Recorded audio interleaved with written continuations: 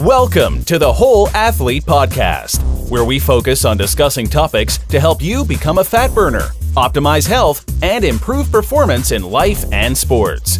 Transform the whole you from the inside out with the holistic method. Let's dive in. Here's your host, Debbie Potts. Hey everybody, it's Debbie Potts, the host of the Whole Athlete Podcast, and today we're bringing on the leading expert in environmental toxins, and she is the Lara Adler. And she is a environmental toxins expert and educator and certified holistic health coach who's very passionate about changing the landscape of disease through addressing toxic exposures. Since 2012, Lara has been on a mission to help allied health professionals become more knowledgeable and helping them support their clients and patients we serve as practitioners about addressing the exposures to environmental chemicals. And I listened to her at the Functional Diagnostic Nutrition Practitioner Seminar, FDN for short, last summer. And I was really interested in learning more from her. So I asked her to be a guest on the show today to talk about how toxins in our environment can affect our health, but also our ability to burn fat and improve or not improve our performance. So they're going to impact us. And toxins, if you look up EWG website or look at laraadler.com, her website, they're everywhere. And the makeup, the products you use, the household cleaners, just everywhere there's toxins. So we need to be in shape at a cellular level to help detoxify and fight off all these toxins we're getting at us every day.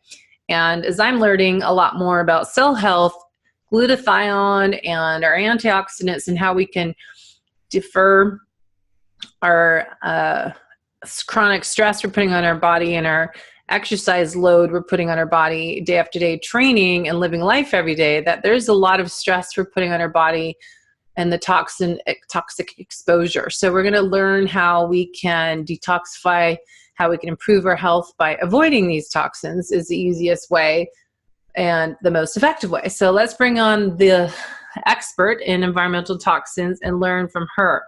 As Laura's mission is to encourage and empower enough individual people in the world to make changes in their own lives and demand change from the industry so that the industry has no choice but to respond to creating cleaner and safer products. While we cannot address all exposures to harmful chemicals, we can reduce the exposures to many of the worst ones. Laura's work is devoted to helping people change the things that they can control so they worry less about the ones they can't. So let's bring on Lara and hear what she has to say about the toxins in our world and how they're affecting our performance and ability to lose weight. Lara, thank you for coming on the show today to share your wisdom and your specialty of being the toxic environmental chemical specialist in our nutrition world. Yeah, no, I'm happy to be here. Thanks for creating an opportunity to talk about toxins.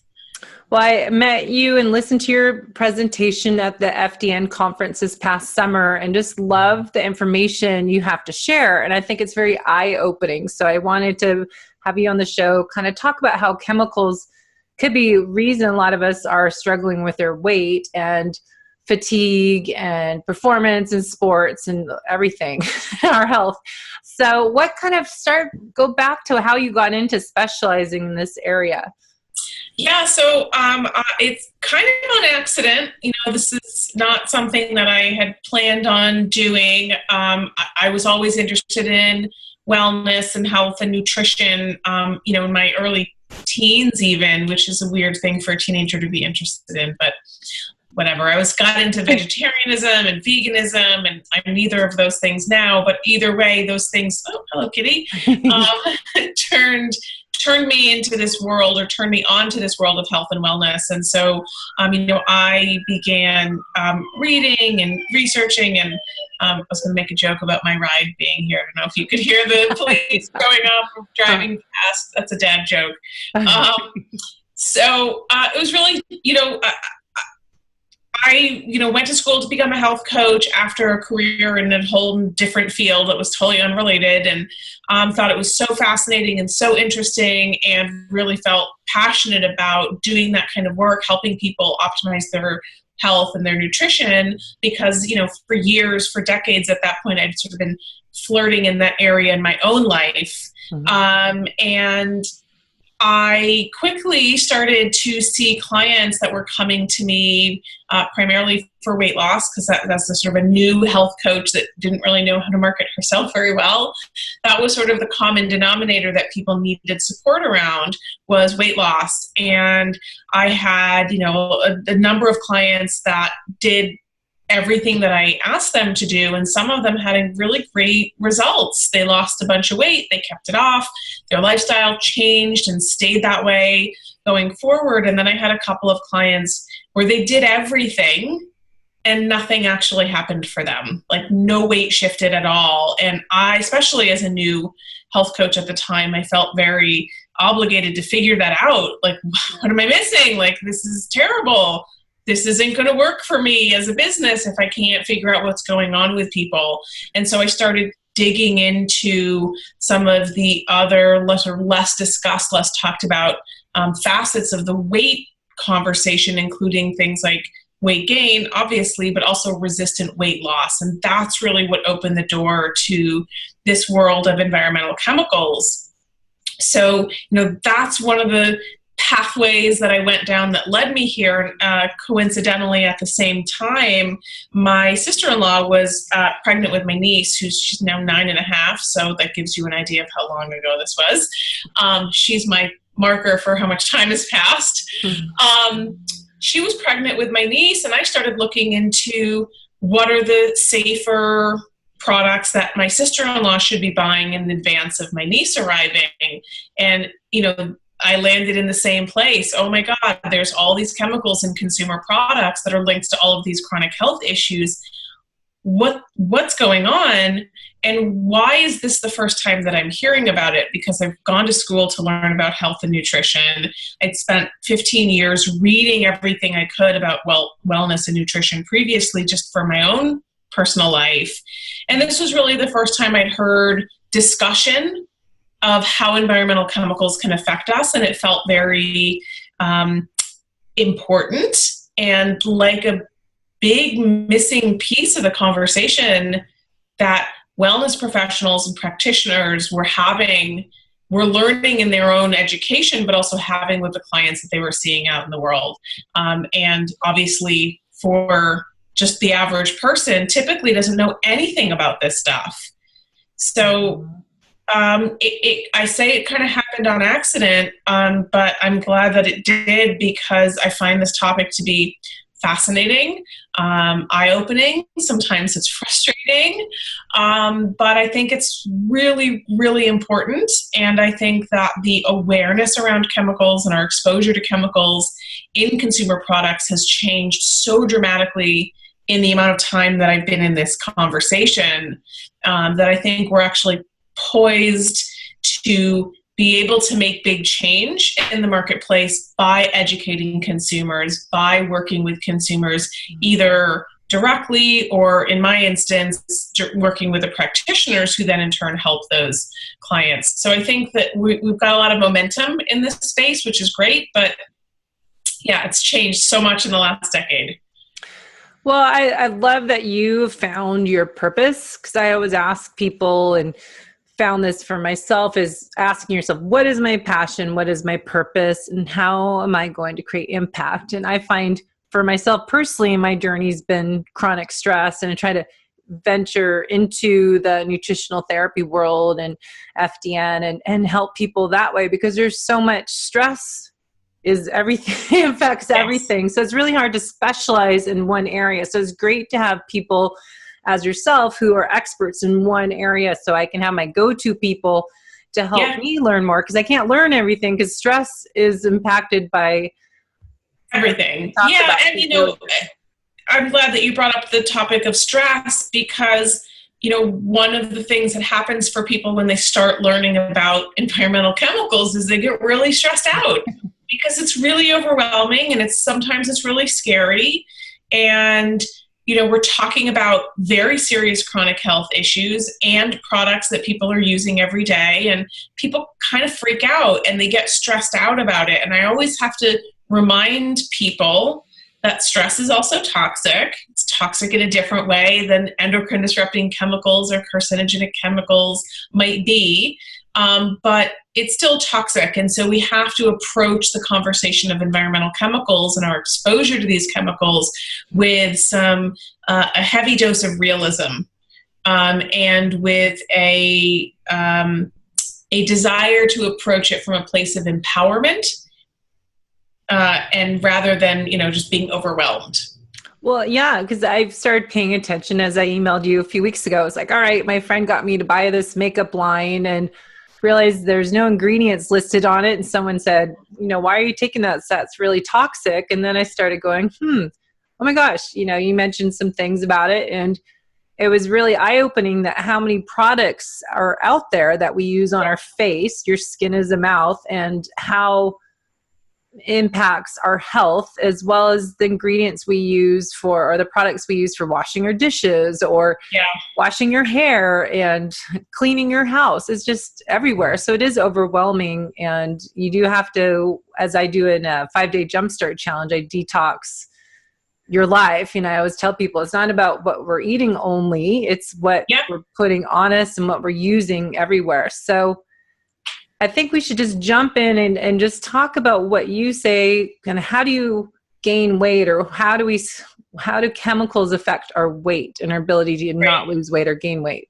Yeah, so there's a number of different ways that chemicals can interfere with our metabolism and the function of weight gain or weight loss. So we talk about a couple of those.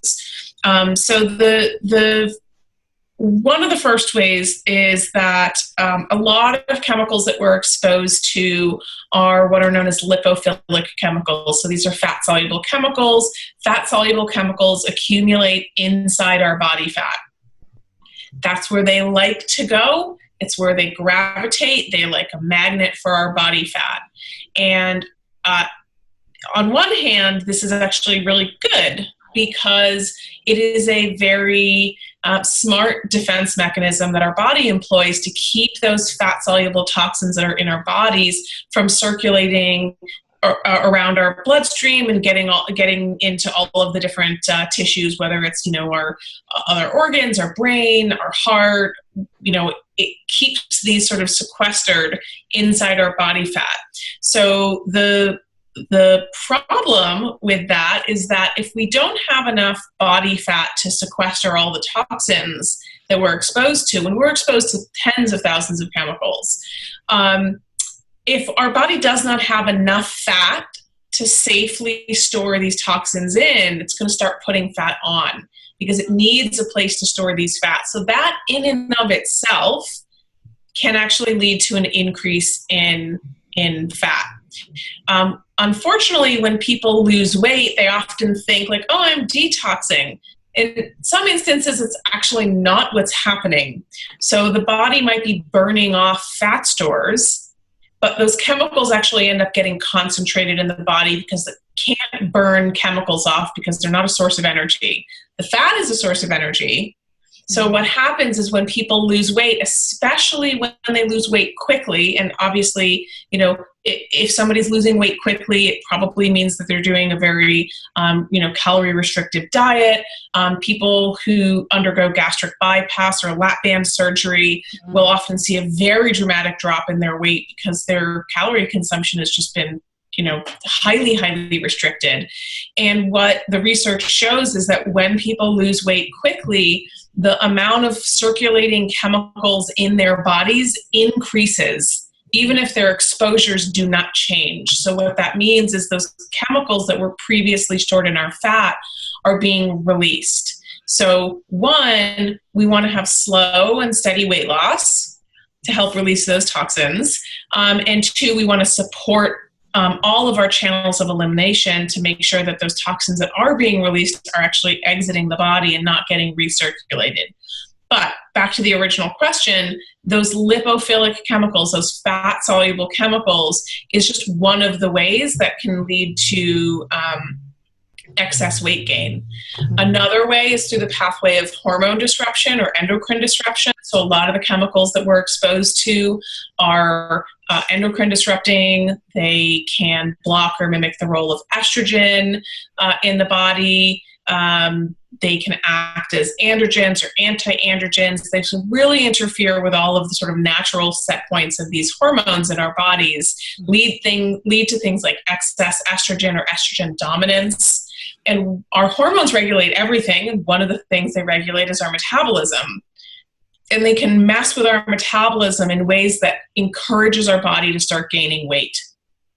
So they can also act through this pathway of endocrine disruption. Another way that chemicals can interfere with our metabolism and our weight is through the activation of something called the PPAR gamma receptor. PPAR gamma receptor is the primary regulator of fat cell development in the body. And what happens when this receptor is activated is cells that are in pre-development, so stem cells. We always have stem cells in our body. They're constantly being, new cells are being regenerated. If PPAR gamma gets activated, it's going to change the sort of marching orders of those stem cells. So instead of saying, hey, you stem cell, go be a bone cell or go be an eyeball cell, it says, go be a fat cell. So PPAR activation can actually lead to an increase in the number of fat cells in the body. So that means that we now have more fat cells than when we had, the day before. Wonderful. Yeah, wonderful. So the other thing that happens with PPAR activation is if a cell already is a fat cell, we already all have fat cells, activation of PPAR actually creates a larger receptacle for fat within that cell. So it increases the amount of fat that a single cell can store. So PPAR activation is sort of like the big baddie when it comes to weight gain, because it can lead to weight gain through two pathways. It can lead, or I think there actually might be a couple of others, but the primary ones are through the increase in the number of fat cells and in the size of fat cells. And that leads to excess weight. And what's fascinating is that, for people who might question like, oh, this sounds kind of crazy, we know that PPAR activation leads to weight gain because most of the pharmaceutical medications that people take that have a side effect of weight gain, like antidepressants, are very commonly have this side effect. There's a whole slew of medications that can cause weight gain. It's established. We all know it. It's nobody, we don't argue that. It's in the small fine print of the pharmaceutical when you take it home. A lot of those medications activate PPAR, and that's the mechanism that is causing weight gain. So we all know about people who, were having a hard time. They get put on an antidepressant. Maybe they were normal weight their whole life, and then all of a sudden they've started putting on 10, 20, 30, 40 pounds, and it can be really hard to shake that off. So, and it's because of this activation of PPAR. Those pharmaceuticals are chemicals. There are, for the most part, synthetic chemicals, and if they're acting on the same pathway as some of the chemicals that we're exposed to every single day, things like atrazine, which is the most widely used herbicide in the United States. It's found in 94% of drinking water samples tested by the USDA. So this is obviously these are very small amounts, but we're getting lots of different exposures, lots of different times a day, every single day. So atrazine is a chemical that's known as an obesogen. So obesogens are chemicals that are recognized as being able to contribute to metabolic disorders and lead to things like weight gain or resistant weight loss. So atrazine is one. Arsenic is another. Arsenic is found in drinking water. We've got organophosphate pesticides. So for folks who are buying conventional produce, they're getting a small dose of organophosphate pesticides on their food every day. These are chemicals that are classified as obesogens that can lead to weight gain. Things like nicotine. We have things like phthalates. Phthalates are a chemical that are used in a lot of fragranced products. So scented candles, air fresheners, laundry detergents, dish soap, makeup, deodorant, like all of that stuff. and this is a good example, that we're exposed to not just one source of these chemicals every day, we're exposed to dozens and dozens of sources of these chemicals every day. So phthalates is an obesogenic chemical. BPA, which a lot of folks are starting to, be more aware of, bisphenol A, is an obesogenic chemical. It's found in polycarbonate plastics. It's found in cash register receipts and the lining of our canned foods. So, and it's found in 98% of people tested by the CDC. So, we're seeing these chemicals that are very commonplace. If we look at the list of obesogenic chemicals, and, I think there's about 50 that have been sort of officially dubbed an obesogen, it's possible for us to be exposed to every single one of them, or the vast majority of them, in a single day. High fructose corn syrup is an obesogen. Perfluorinated chemicals, these are chemicals that are used in nonstick cookware and grease-proof pizza boxes and microwave popcorn bags, in our raincoats, in our tents, in our backpacks. Like, these chemicals are ubiquitous, and we're being exposed to dozens and dozens of these chemicals every single day. And so, it's not always about calories in versus calories out. It's not always about calorie restriction and working out more, and if I just did this, if I just did that. I think that's a too simplistic of a viewpoint. Are toxins the primary reason why people are more overweight? Maybe not, but it's a significant piece of the puzzle. We've got rates of childhood obesity that have tripled since the 1970s. It's not because kids are exercising more or playing less. Yeah. There's something else happening here. And usually when we see changes in population or in different, the phenotype of the population very quickly, like from one generation to the next, it's not because our genes are changing. It's because the environment is changing. Something in our environment has changed. And we have so many more chemicals in commerce now than we did, in the 1940s and 50s. And even before that, it's the spike of chemicals in commerce has absolutely skyrocketed. And we can overlay graphs of that over rates of disease, of autism, of diabetes, of obesity, of different types of cancers, of autoimmune conditions, and we can see a lot of overlap in those graphs. It's not causation, but it's very strong correlation. I just finished reading Dr. Tom O'Brien's new book on how to fix your brain.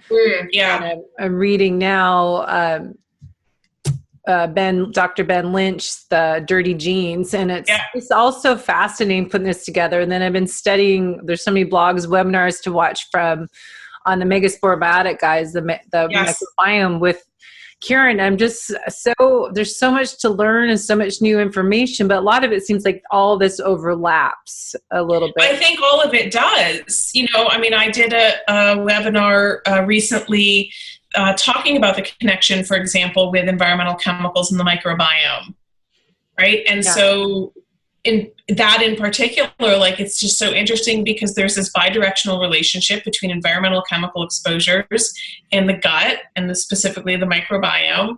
And the microbiome can actually affect how we're able to deal with chemicals. So it kind of is this, snake eating its own tail situation where, how do we get ahead of this? We have to do two things. We have to get ahead of it in multiple ways. We have to optimize body function and decrease exposures. So we can't just do one. Like, it doesn't make sense to just take a bunch of probiotics if we're still exposing ourselves to heavy metals and pesticides and herbicides that interfere with the health of the gut. We can't just eliminate the exposures and assume that the gut's going to heal on its own. We actually have to do both. Yeah. And there's overlap in all of this stuff. I know. And I've been saying that a lot to my clients, that I have nutritional therapy clients, and working with people with the Megasporobiotic and testing it on people. But you can't just take a pill, as you just said, and figure out, I can eat whatever I want and be okay with my microbiome and my leaky gut is going to be healed. So yeah, I think that that's often the case, unfortunately, with this trend towards, detoxing, and everybody wants to do a detox and a cleanse and a detox protocol. And, this binder is going to be great at detoxing heavy metals. But what people fail to take into account is the most powerful way to detoxify is through avoidance behaviors. Yeah. It doesn't make sense to try to detox if the amount of chemicals or foods or whatever irritants are coming in is still active. So the first thing that you always have to do is remove the exposure. And so that's why I don't teach detox protocols. I teach avoidance behaviors because it's the most powerful. And if we pair avoidance behaviors with all of these other interventions, right? We manage our stress, we sleep more because that helps our immune system and it helps us to detox.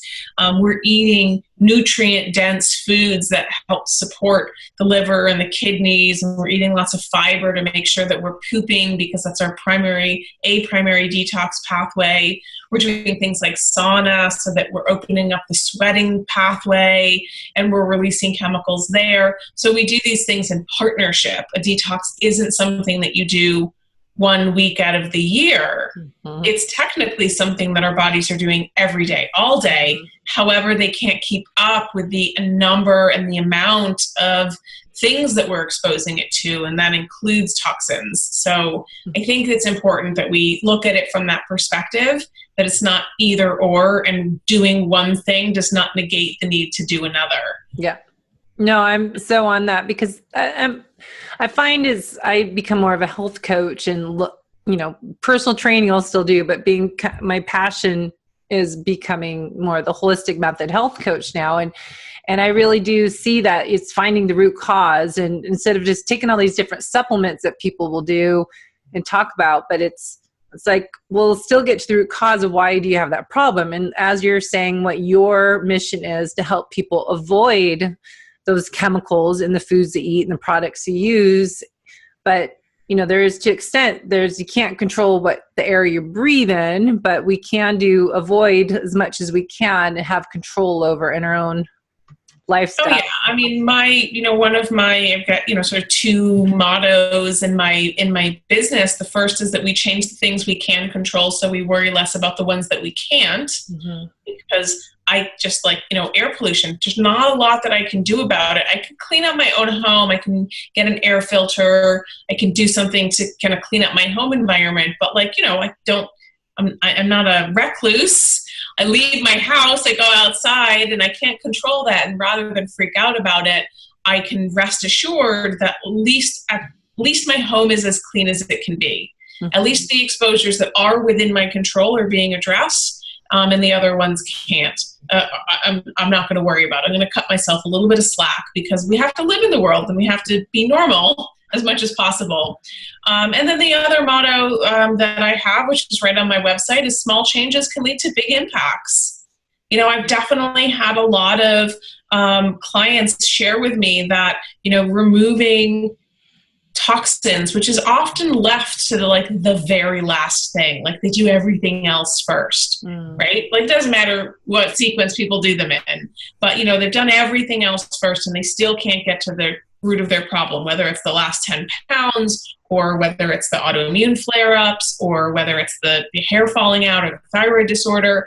I've heard from so many of my clients that it was the toxins piece, addressing that was the thing that finally led to a change, because they looked at everything else, but they never identified chemicals as being the root cause. And it just turned out that for those people it was.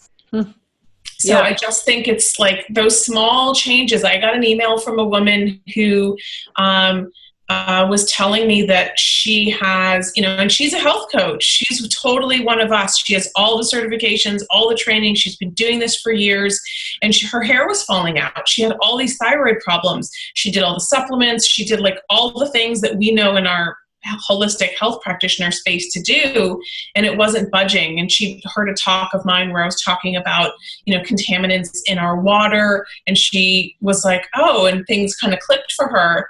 And she got a water filter for her shower. It's a $50 filter. And she said it completely turned everything around for her. And for the first time in like months, her hair loss stopped and her hair started growing back.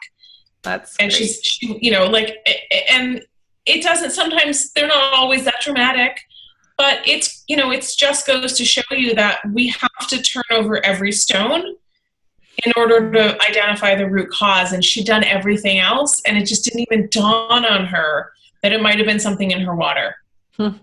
I know. That's a good question, is how can people start doing kind of hacking their own household to make it less toxic? Yeah, so I mean, they can certainly take my classes because this is what I teach people to do. There's lots of resources online. My intro class, which is called Tools for Teaching Toxicity, walks people through like what are the fundamentals. The course is primarily for practitioners, but I will say that I have had hundreds and hundreds of non-practitioners who really just want to get nerdy and learn about what they can do for themselves. And, you know, we're looking in that particular class, we're looking at what I consider to be the non-negotiables. Like, this is the stuff that we all have to change. We have to look at pesticides. We have to look at plastics in our kitchen. We have to look at our cookware. We have to look at our personal care products and our household cleaners. And if people just did those things, they're light years ahead of everyone else, and they can have a dramatic impact on their health just by doing those things. There's a lot more, but those are the foundations. So I think that, you know, for people that really want to dive into that, they can do that. The Reader's Digest version is we want to eat organic because conventionally grown foods carry a heavy burden of pesticides. Our primary exposure to pesticides comes from food. We want to start eliminating plastics in our kitchen because these plastics are sources of, whether it's bisphenol A or phthalates or any other type of endocrine disrupting chemical. Most plastics tend to leach some kinds of estrogenic chemicals, so chemicals that mimic estrogen. You know, we want to get rid of things like scented candles, air fresheners, plug-ins, diffusers, all of those sort of overt fragranced products. They don't, you know, yeah, okay, it serves a purpose in that it makes your house smell nice, but like at a cost. And the cost is our health. And these are, you know, the EPA has stated that indoor air pollution is 50 to 100 times worse in indoor air than it is in outdoor air, meaning that the air inside our homes is worse than what's happening outside. And it's because we close our windows. Our homes are super energy efficient, which, you know, saves on our energy bills, but it locks in all these chemicals that we're exposed to. You know, so we want to open our windows and we want to throw out all those junky scented candles. Somebody wants to have their house smell like vanilla or whatever. Go get some good quality essential oils, get a diffuser. Those are going to be okay, generally speaking, to use. But, you know, the ditching the scented candles and the Febreze and all that stuff.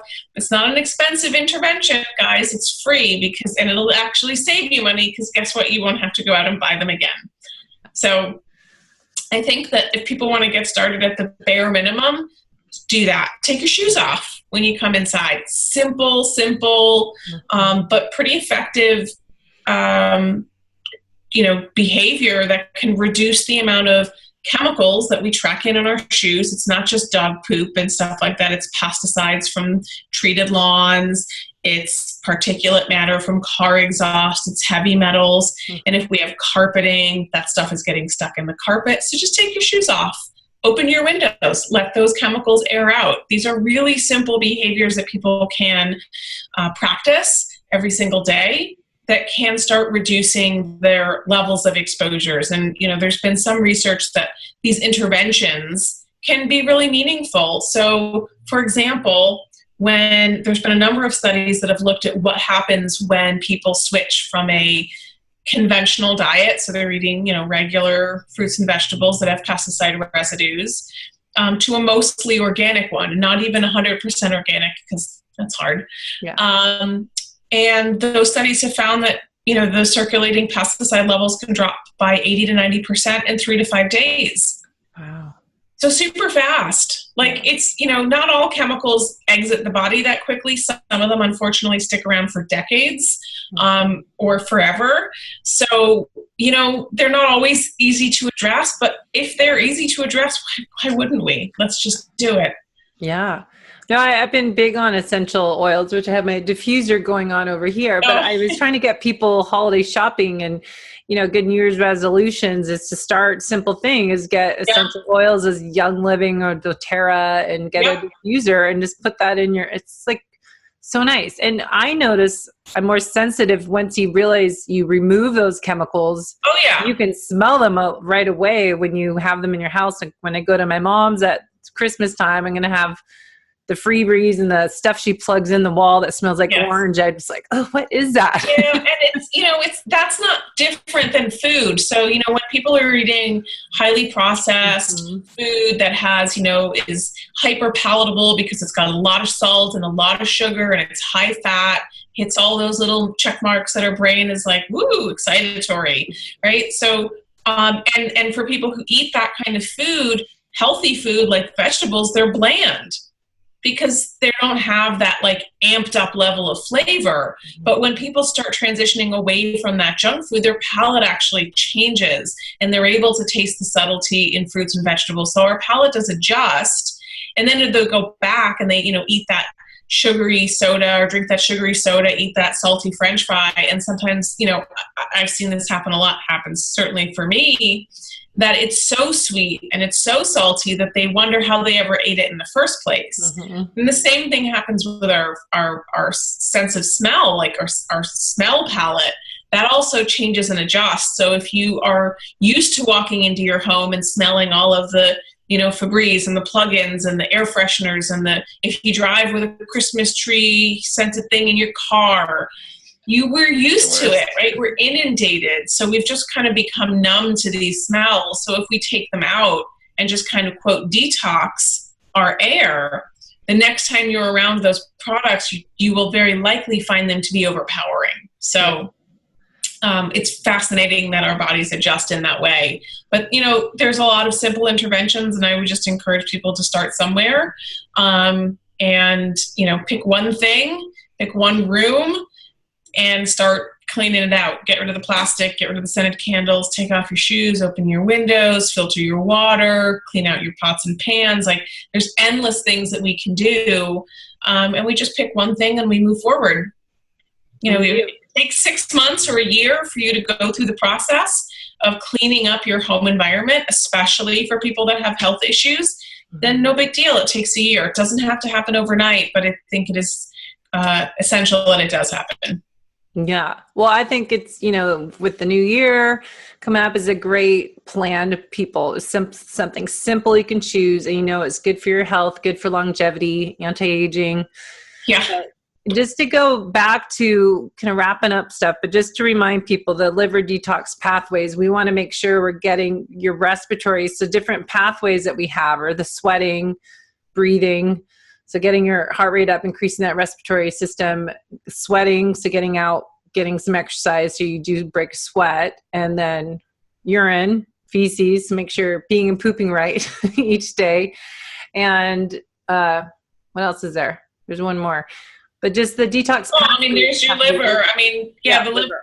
The liver's the workhorse. So we want to eat, all of the cruciferous vegetables, the alliums, the onions and garlics and the broccolis and cabbages and kales and Brussels sprouts, because they actually are providing us with nutrients that help the liver break down toxic chemicals and excrete them from the body. And if we don't have enough of those nutrients, we are going to be backed up with chemicals and will be toxic. So I keep hearing about glutathione more and more, how important that is. Yeah, it's like a master antioxidant. So we want to have, if somebody wants to take liposomal glutathione, they can. Otherwise, they might look at something like NAC, which can help is a precursor to glutathione, so that can help. But, I think before we even turn to supplementation, because again, it's a slippery slope. Like, I can just supplement my way out of this problem. That's not the recommendation. The recommendation is to get these nutrients through whole food sources as much as possible and and where specific needs arise, then we move towards supplementation. But again, we want all of these interventions that we're doing to, again, reduce exposures and optimize detox pathways, optimize health and nutrition. They don't have to be expensive. They don't have to be hard. Taking off your shoes and opening your windows is free. These things can be, not everything is free, right? Buying a proper water filters might not be the cheapest investment, but it's a good investment. So yeah, we want to support all those systems as much as possible. It's that 1-2 punch. And you have so much information on your website, and you're very good on social media. So if people want to learn more, you've got great posts each day, and you're always educating and sharing that information. And I try to forward that along too when I see some great stuff. And people Excellent. can get your blog, or you can sign up in the seminars on your website, and then the PDF download, you can sign up for the seminar. Is it chemicals, not calories, or how household toxins are making us fat? And that's a great one. People can kind of jump in. I'm sure after they read that, they'll go, okay, I really need to sign up for the seminar.